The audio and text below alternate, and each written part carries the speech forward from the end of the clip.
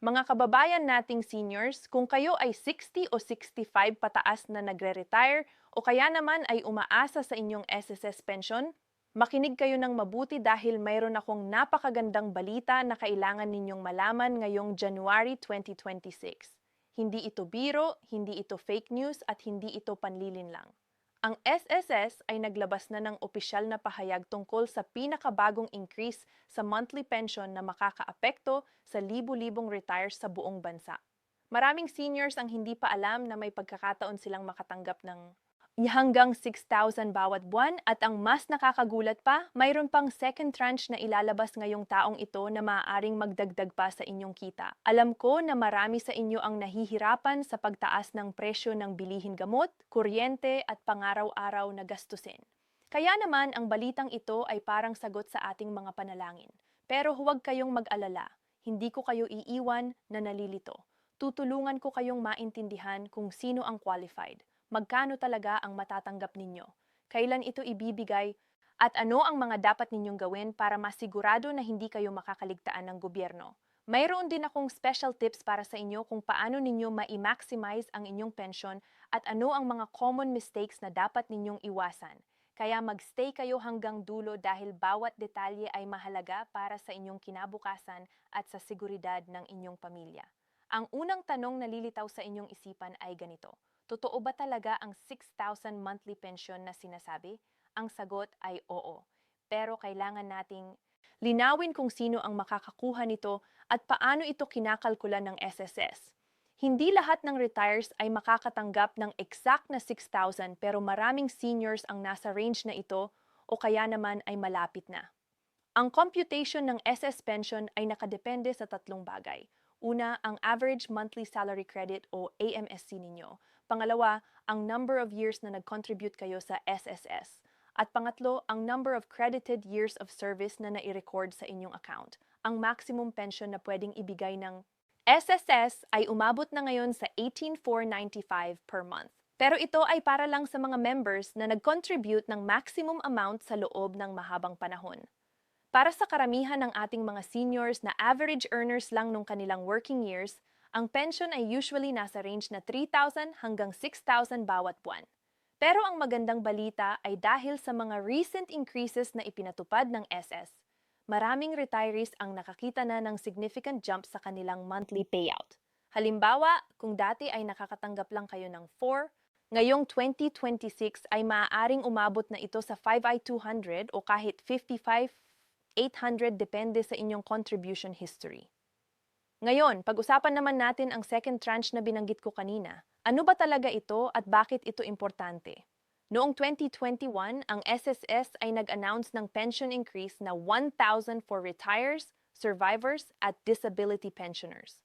Ang increase na ito ay ibinigay sa dalawang bahagi o tranches. Ang first tranche na 1,000 ay naibigay na noong 2021 at 2022 at ang lahat ng qualified pensioners ay nakatanggap na nito. Pero ang second tranche na additional 1,000 pa ay naantala dahil sa financial challenges na hinarap ng SSS during the pandemic years. Maraming seniors ang nag-assume na hindi na ito matutuloy pero huwag ninyong susukuan ng pag-asa dahil ngayong January 2026 may mga bagong usap-usapan at official statements mula sa SSS management na sila ay seryosong tinitingnan ang implementation ng second tranche. Hindi pa man finalized ang exact date kung kailan ito ibibigay, pero ang SSS board ay nag-meeting na and ang initial reports ay napakaganda. Ang expectation ay sa gitna o katapusan ng 2026. Maaaring simula na ang gradual release ng second tranche. Ibig sabihin kung kayo ay currently receiving 5,000 monthly pension at makuha ninyo ang second tranche, ang inyong monthly income ay tataas sa 6,000. Imagine na lang kung gaano kalaki ang magiging tulong nito sa inyong daily expenses, lalo na sa panahon ngayon na ang 1 kilo ng bigas ay umabot na sa 50 o higit pa. Pero mga kaibigan, mayroon akong mahalagang babala para sa inyo. Hindi lahat ng pensioners ay automatic na makakakuha ng dagdag na increase. May mga conditions at requirements na kailangan ninyong tuparin. Una, kailangan ninyong siguruhing updated ang inyong record sa SSS. Kung matagal na kayong hindi nag-update ng inyong contact information, address o mobile number, posible na hindi kayo maabot ng SSS kapag may important announcements o kaya naman ay may delay sa inyong payout. Pangalawa, kailangan ninyong sigurado na walang outstanding loans or obligations sa SSS na hindi pa nabayaran. Maraming cases na ang pensioners ay nabawasan ng kanilang monthly pension dahil ang SSS ay nagdeduct para bayaran ang dating utang na hindi natapos bayaran bago mag-retire. Ito ay tinatawag na loan offset o clawback. Halimbawa, kung may balance pa kayo na 20,000 sa salary loan, ang SSS ay pwedeng magdeduct ng around 800 to bawat buwan mula sa inyong pensyon hanggang matapos ang utang. Kaya kung napansin ninyong mas mababa ang inyong natatanggap kumpara sa ine-expect ninyo, tingnan ninyo ang inyong SSS records online o kaya naman ay pumunta sa nearest SSS branch para mag-verify. Pangatlo, siguruhing active pa rin ang inyong bank account kaya naman ang inyong ATM card. Maraming seniors ang nag-complain na hindi nila natanggap ang kanilang pension. Pero ang totoo ay expired na pala ang kanilang ATM card o kaya naman ay nag-change sila ng bank pero hindi nila in-update ang SSS. Pag-usapan din natin ang payment schedule para alam ninyo kung kailan exactly dumadating ang inyong pension. Ang SSS ay may fixed schedule every month para sa pension release at ito ay usually sa first week ng buwan. Kung kayo ay naka-cash card, ang pera ay usually available na by the 5th or 6th of the month. Kung kayo naman ay naka-bank transfer, medyo mas maaga usually by the 3rd or 4th. Pero take note, kung ang araw ng release ay kasama sa weekend or holiday, ang actual posting ay mangyayari sa next banking day. Kaya halimbawa, kung ang February 5 ay Saturday, ang pera ninyo ay maglalabas lang ng Monday, February 7. Ang advice ko sa inyo, huwag kayong magpanik kung hindi exactly sa araw na yon dumating ang pera. Bigyan ninyo ng 1 to 2 days buffer. Pero kung lampas na sa 1 week at wala pa rin, doon na kayo dapat mag-follow up sa SSS hotline. O kaya naman ay personal na pumunta sa branch. Ang SSS hotline ay available from Monday to Friday, 8 a.m. to 5 p.m. At ang number nila ay 1455 kung landline o kaya naman 02155 for Metro Manila. Kung kayo ay taga-Apinsya at long distance ang tawag, pwede din kayong mag-email sa kanilang customer service sa ssinquiries.gov.ph. Pero sa personal experience ko at ng maraming seniors na nakausap ko, mas mabilis pa rin ang walk kung kaya ninyong pumunta mismo sa office. Mayroon din akong special tips para sa inyo kung paano ninyo ma-maximize ang inyong retirement income at kung paano kayo makakasave ng pera sa mga transaction ninyo sa SSS. Una, kung kayo ay pwede pang mag-voluntary contribution kahit retired na, gawin ninyo ito. Maraming retirees ang hindi alam na pwede pa rin silang mag-contribute as voluntary members para ma-increase ang kanilang future benefits o kaya naman para ma-extend ang kanilang coverage. Pangalawa, kung mayroon kayong dependents o beneficiaries, siguruhing naka-update ang kanilang information sa SSS. Kung sakaling may mangyari sa inyo, ang inyong mga beneficiaries ay makakakuha ng survivor's pension. Pero kung hindi updated ang records, mahihirapan sila mag-claim.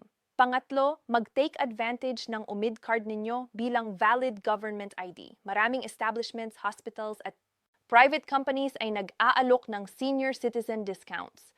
Pero kailangan ninyo ng valid ID. Ang UID card ay pwedeng gamitin para dito at kung wala pa kayo, mag-apply na kayo ngayon.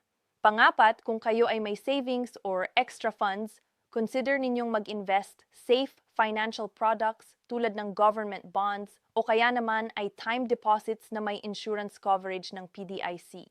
Huwag ninyong ilagay lahat ng pera ninyo sa isang lugar. Mag-diversify para mas secure ang inyong future. Ang isa pang importante na topic na kailangan nating pag-usapan ay ang tax implications ng inyong pension. Ang magandang balita ay ang SSS pension ay tax-exempt. Ibig sabihin, kahit magkano pa ang inyong monthly pension, hindi ito subject sa income tax. Ito ay malaking tulong dahil ang buong amount na inyong natatanggap ay net na walang kaltas. Pero ang kailangan ninyong bantayan ay kung mayroon kayong other sources of income tulad ng rental property, business, o part-time work. Kung ang combined income ninyo mula sa lahat ng sources ay umabot sa taxable threshold, kailangan pa rin ninyong mag-file ng income tax return. Ang threshold sa senior citizens ay mas mataas kumpara sa regular taxpayers dahil may additional exemptions kayo. Pero check with a tax professional o kaya naman sa BIR para sigurado. Maraming seniors ang nag-commit ng tax violations dahil hindi nila alam na kailangan pa nilang mag-file kahit retired na sila. Huwag ninyong hayaang mangyari ito sa inyo dahil ang penalties ay mabigat at pwede kayong ma-audit ng BIR. Ngayon, let me share with you kung ano ang dapat ninyong gawin this January 2026 para masigurado na ready kayo para sa lahat ng benefits na darating. Una, mag-check ng inyong SSS online account. Kung wala pa kayong online account, gumawa na kayo ngayon. Pumunta lang kayo sa SSS website na ssgov.ph at mag-register. Kailangan ninyo lang ng inyong SS number, birthday at valid ID. Pagkatapos ma-activate ang account ninyo, pwede na ninyong tingnan ang inyong contribution history, pension amount at lahat ng transactions ninyo. Ito ay napaka-convenient dahil hindi na kayo kailangang pumila sa SSS branch para lang mag-inquire. Pangalawa, kung may binago sa inyong personal information tulad ng address, civil status o contact number, i-update ninyo agad sa SSS. Pwede ninyong gawin ito online o kaya naman sa branch. Pangatlo, kung meron kayong pending claims o applications, follow up ninyo na ngayong January. Maraming claims ang nag-lapse o kaya naman ay nag-expire dahil hindi nag-follow up ang claims. Huwag ninyong sayangin ang inyong benefits dahil sa tamad o kalimutan. Para sa mga seniors na may health issues o kaya naman ay mahirap ng kumilos, mayroon akong special advice para sa inyo. Ang SSS ay nag-aalok ng special services para sa PWD at senior citizens. Kung kayo ay may representative or authorized person, pwede ninyong i-authorize ang isang trusted family member or friend na mag-transact on your behalf. Kailangan lang ninyong gumawa ng special power of attorney or authorization letter na may notaryo. Dalhin lang nito sa SSS branch kasama ang inyong valid IDs at ang authorization document. Sa ganitong paraan, hindi na kayo kailangang personally pumunta sa SSS kung mahina na ang inyong katawan. Maraming SSS branches din ay may priority lane para sa seniors at PWD. Kaya kung kailangan ninyong pumunta mismo, huwag kayong mahiya na mag-avail nito. Karapatan ninyo iyan bilang senior citizen. Ang huling advice ko sa inyo ay huwag kayong maniwala sa mga scammers at fake news na kumakalat sa social media. Maraming suspicious posts at messages na nag-aalok ng instant cash, additional benefits, o kaya naman ay nagre-recruit ng mga seniors para sa fake investment schemes. Tandaan ninyo, ang SSS ay never mag-send ng text messages o emails asking for your personal information, PIN o OTP. Kung may nag-contact sa inyo claiming to be from SSS, always verify by calling the official hotline o kaya naman by visiting the branch personally. Huwag kayong magbigay ng inyong SS number, bank details o kaya naman ay OTP sa kahit sino.